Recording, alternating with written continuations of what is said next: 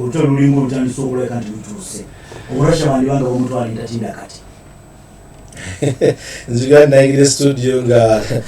tamalo mirundi asajja bamutwala ntatinda agasajja abamutwala ntatinda naye buli lwotula ndoza analysis ebintu tubiraba mu ngeri yanjawulo and I think sometimes kisinzira wajjoyimiridde okulaba sibeera omu ku bantu ababugumira nnyo ebintu kubanga ofunamu akadde at least no reflectingamu part of kyembadde ndaba nze nti enebadde tactical withdraw ku party ya Russia mbuuza nti lwaki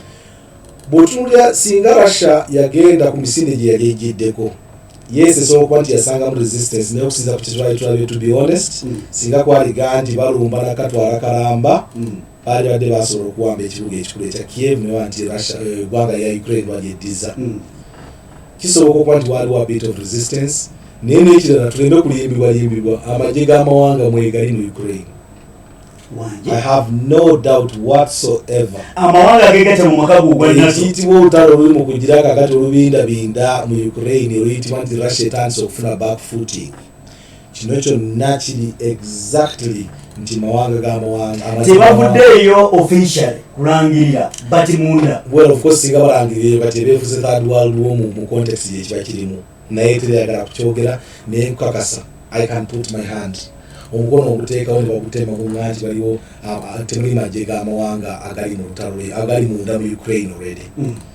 Waliwo abaali bazze okutraininga mu numbers ennene mulimu bakommandos abajja secretly ne bayingizibwa mu ggwanga kakati bino ebizze beneyoga nti wawaddemu okukyukakyuka mu lutalo that partly kisobola okuexplaininga kiki ekizzeemu nti abazzeemu balesemu bu tactics obupya amawanga nga Israel lyatuuka okuba nti liringa erinenya omukago gwa Bulaaya neneeto yennyini nga yeebuuza lwaki tebasobola kuba nti bewanganga omurasha ne badiringa nakyo. Jjukira nti omusajja oli Muyahudi Zelensky mwana alina omusaayi ogudda e Buyudaaya. Mu context eyo amagye gano gaba nti gayingira gasobola okuba nti galesemu backtracking eno naye waliwo nze side endala gyendaba gyewanga egyendaba nga is much stronger ngeri plausible. Buli lwojja n'olumba eggwanga lwogaa nti lyonna olikutte international condemnation ebeefuuse necessary tebagenda mu UN bayisa ekiteeso ne bagamba bajje bakkube bakuggyeyo. Ambassador wa America adda mu kutu kwa Saddam Hussein mbawa 1988 eyingira mu 1989 adda mu kutunaga nti nkubuulira akaama naye omanyi akaama nga nange akayira atudde wano nkawulira saba kubuulira akaama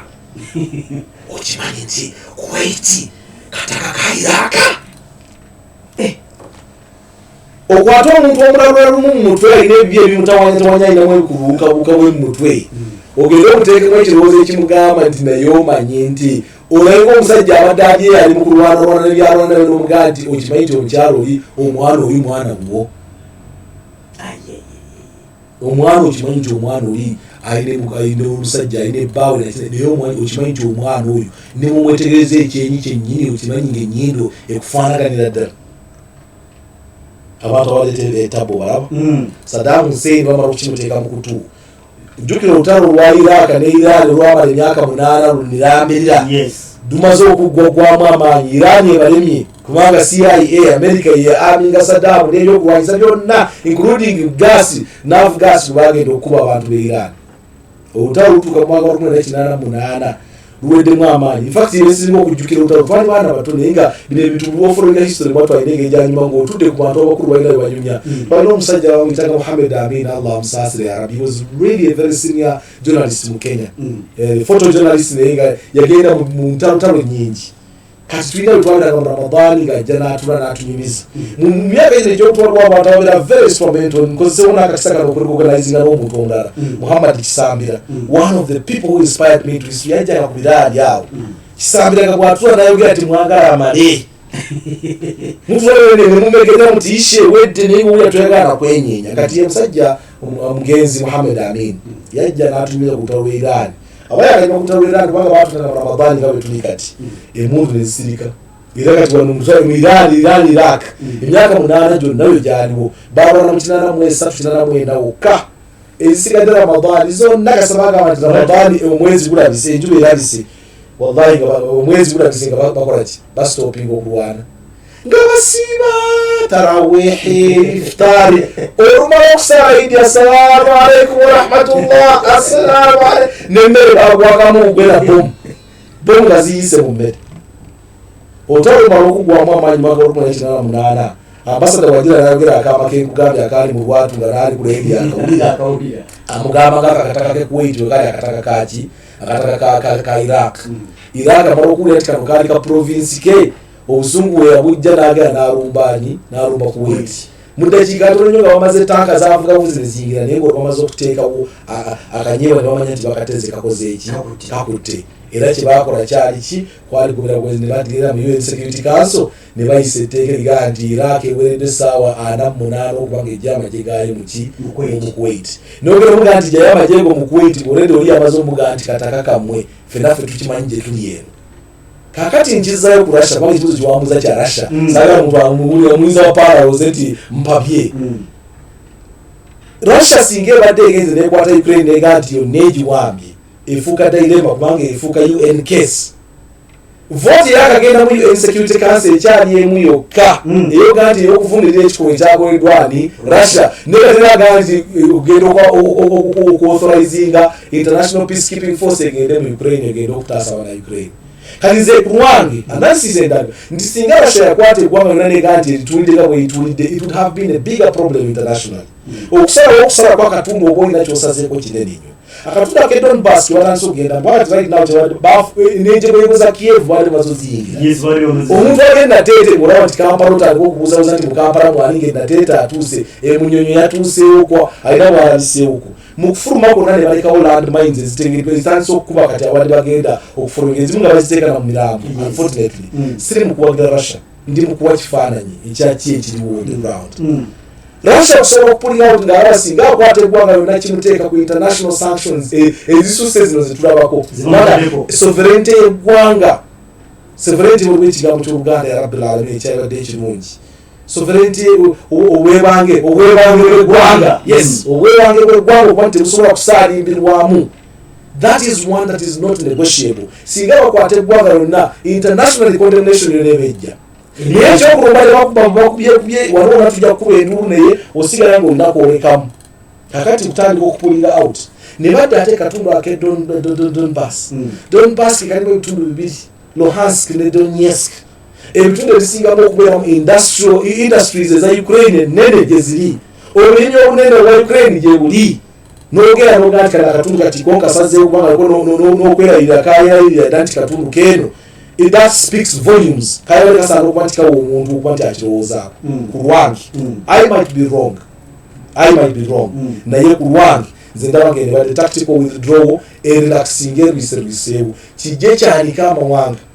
kubanga amawanga olwedde gatandise kyanika amawanga noswafuswafu obutali mu kwogerwako bujje bweyanike paapa amaze okukonfaminga agenda Kiev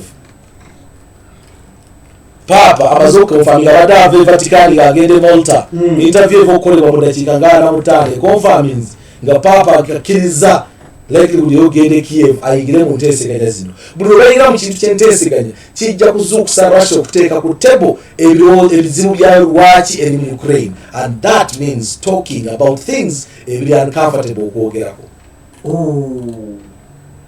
kakati byanika amawanga kwate muwalo gatandika okuvaayo tujja okumanyira amawanga kyagali mu kuvaayo nkubulira ekyokubiri ekibadde kikonfirming nti amajaga amawanga gyegali bwolaba amawanga nga Bungereza bataddewo trade minister wa Bungereza yataddewo open chance ku muntu ayagala ogenda Ukraine visas zibeere available government ambulance facilitation ebeerewo ogenda Ukraine Ukraine ng'ogenda kola kikukyala ng'abantu bali mu kufuluma ogenda kukyala facilitation kiye kuweebwa ng'ogenda Ukraine these are some of things abantu bagala bakwata abantu ng'abapumbavu sitekyali nsiru ensi abantu bazuukuse kati social media eyajja abantu bainteractinga boogeraganya olaba ebifaananyi nga ebiri mu bantu of course muna Ukraine alumiziddwa nnyo akoseddwa nnyo mu mbeera ebaddewo and you almost wish nti byali baddewo naye kino kimaze okubeerawo abakiramu interest balala bebali mu kukirwanirira kaakati almost wishing nti yabadde ng'egenda mu level eya neto singa kati munamukago wa neto bali baga nti munnaffe yalumbiddwa tukube enduulu kati nakino ekibaddewo singa ola abasajja abaddaga nti amalawo eggwanga naga nti akutte Kiev alangirire nti Ukraine yonna ngiina implications nene international okusinga ku mbeerera as of now. Sebo wenti yonna gyoli gyesinzira kulebutante otumbudde ndine Haji Kassim Kayiira. Envumbo zino amawanga mangi gonna gataddeko envumbo okugwangira Ukraine okugwangira Russia naye eggwangira Turkey ekyaganye okuteeka envumbo ku musajja ono mu Russia kati ng'ate Turkey member wa NATO. Yes. In fact attacks enyingi ezikolerera baali bagenda okulumbaga mu Gulf nga bagenda okulumba Saddam naki airbase za Turkey zezakozesebwa ennyonyi wezinywera amafuta wezikyusiza ku mafuta wezikyusiza wezikolebwa repair y'amangu ziddenge emotoka z'empaka bwozaayo bakolako ka pit stop ezakolebwanga zonna zikolebwa mu Turkey eganye kubanga Turkey eri ku balancing factor. Turkey nakakati bagigaana okuyingira mu European Union kubanga nsinziraamu emyaka gyonna esabye bawagazegano bagayisa diro kagide Turkey ku economy yaayo bwekwatiridde Bulaaya mu mbeera z'ebyenfuna enyingiza yaayo would actually have qualified it nnyo okubeera member wa European Union naye okumukkiriza member wa European Union ejjaga yensi ensiraamu yokka eyingira mu European Union baagala okuba nti bagiyingiza ebyo Turkey bikyagiruma Erdogan ayagala okukozesa opportunities zonna ezisoboka okuba nti naye ateekawo pressure because they have reapplied. Turkey yaddamu okusaba okuyingira mu European Union mu time gye tuli mu kazito kano gye baali tibeetaagira member wa NATO jjukira bw'oba omukkiriza okubeera mu NATO lwaki asobola okubeera mu NATO n'awanga mu EU takwalifyinga kubeeramu kati kano kazanyo ka Turkey yeegala okuba nti yerekerawo balance ojja kujjukira nti mu lutalo lw'e Syria era olujja kusigala lukyajja mu njogera zituwogera olutalo lw'e Syria lumala okutabuka aba Islamic State bamaze okuwamba ebitundu bye bawambye baatuuka nga banoonya gye batunda amafuta nga tebalabayo Turkey yafuuka amafuta agasomoseddwa abayeekera ate nga tugayisibwa mu Turkey gye gagala ne gatundibwa ebbeeyi y'amafuta neefuuka ejjenjeero bannayuganda muyinza okuba nga mutanywako ku mafuta agalayisi fe abasigale twaganywa agalayisi nga percentage enene evuddewa gayisiddwa mu Turkey nga gafulumizibwa okuva mu Syria nga gava mu Islamic State nga companies ezibikola ze companies enyingi zetulina wano bino kati munaafuusisa interest bakulimba Haji Kassim Kayiira akadde kandola ntatinda gas afuuse gas yes Germany eyogera teyogera Russia bagizeredeko envumbo but something interesting happened. Russia egaa nti okutandika n'ennaku z'omwezi nga lumu April agenda okusasulira gas yenna agenda okusasulira oilo yenna kubanga oilo yensi yekusatu ku nsi mu nsi yonna okufulumya amafuta oilo mungi mu gas mu nsi yonna nsi yakusooka amawanga ga Germany Europe yonna edipendinga 40% ebitundu 40 ku 100 ebya gas waayo biva mu Russia naga kati kisigera kuddamu kati omuntu n'agenda okunsasula tusasulira mu rubo okusasulira mu rubo kitegeeza nti bagenze kujjawo emyaka 50 egya petrol dola ebadde tekwatibwa kuba teryagenyizaako Gaddafi ebimu ku nsonga ezaamugisaako ogenda omukuba okuba nga yali atandise okuleeta ekintu kya gold standard nga gatuddeyo ku zaabu yabaabeera standard nga yakozesebwa ku bbeeyi y'amafuta ku nsi right now baagala tebaagala kubanga ensi ezimu India ne China be basinga okukonsuminga mu duniya yonna okonsuminga amafuta already Russia yabateereddewo akanyeebwa alenga waliwo ku mafuta agali mu rubo muna kisobola ku bbeeyi dondolo eyo mulaba mutya solamugulireobamulawa kakati kyeyataddewo kana akarubo we kana anti kakutte already China ne Russia ne bateekawo omukago gwabwe banateyo payment system yaabwe America erimu tuyinza okuba nti tuyingidde mu lutalo lutamanyi buzito bwalo nti luyinza okugenda okuggwa nga America eri ku maviivi because petrol dollar singevaawo crisis ebeera mu myaka gy'ensanvu ya OPEC Saudi Arabia eryoke efune pressure America ekwata Osama bin Laden ogenda omutraininga ng'ereeta pressure ku Saudi Arabia n'ekita eryoke etandika okupampinga amafuta amaanyi ekkirize dola yeba efuuka standard epimibwako amafuta all of this was pressure coming from there tebasobola kukisikola ku Putin kye baakola ku Gaddafi n'abasigadde oba Charles de Gaulle w'Obufalansa